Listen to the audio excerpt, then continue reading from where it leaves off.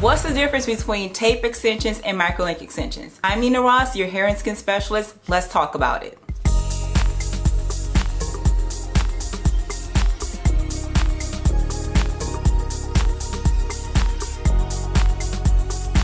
Okay, so let's talk about the tape extensions first. So this particular kind of tape-in is designed for women that have really thin hair, and this is supposed to be placed at the top part so that it can mimic as if it's coming from out of your scalp. If you have thin hair, it helps to give you volume, it helps to give you length. This is right now one of the newest hair extensions that's come out. So there's a lot of marketing behind this. If you Google, if you type in like what is the best hair extension method, you will see tape-in extensions. That may not necessarily be true, but because they're pushing it, a lot of women think this is one of the safest methods. I, on the other hand, I have another opinion about it because I just want to show you an example. So you take the strip off in the back, and then there's an adhesive on both ends.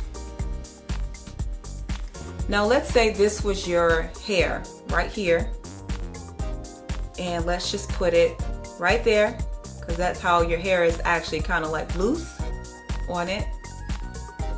And then this part is loose. Okay, so we have loose hair strands that's on this hair extension method. So with friction, we really have to be careful because you can pull your hair out. So these little hair strands right here that you see can be pulled out. So if I have a client, they come in, they want their tape-in extensions, if their hair is really thin, this is a method that I would start you out on. But once we get your hair strands to grow in thicker, your hair is growing, then I'm transitioning you into another hair extension method.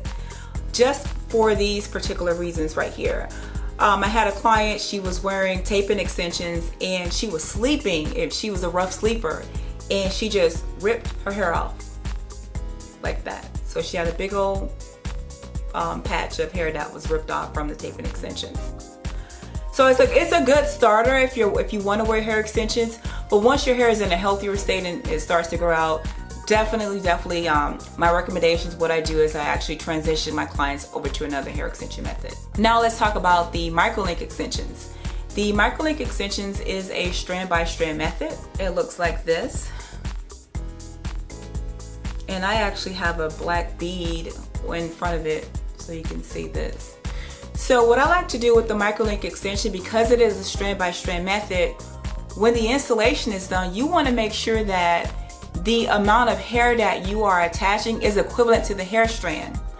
So I have two different colors so you can see what I'm talking about. Both of these, the hair strands, if you can see, is the same, it's equivalent to each other, so that the foundation matches the weight of the hair strand.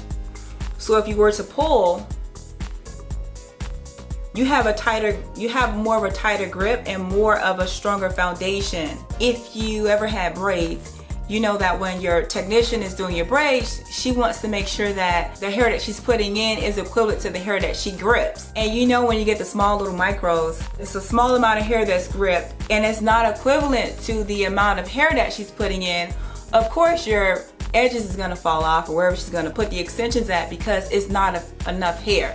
So with the microlink extensions, it's always important, very crucial, that the hair that's taken out, your natural hair, is equivalent to the size of the extension that's being put in your hair, so that you have a strong foundation, because we don't want any breakage. Small microlink extensions, I totally advise from that, because in the long run you're just going to experience hair loss. So if you were to ask me what method is the best, well, my opinion is going to be the microlink extensions, the strand by strand method, because your hair is secure inside of a small bead.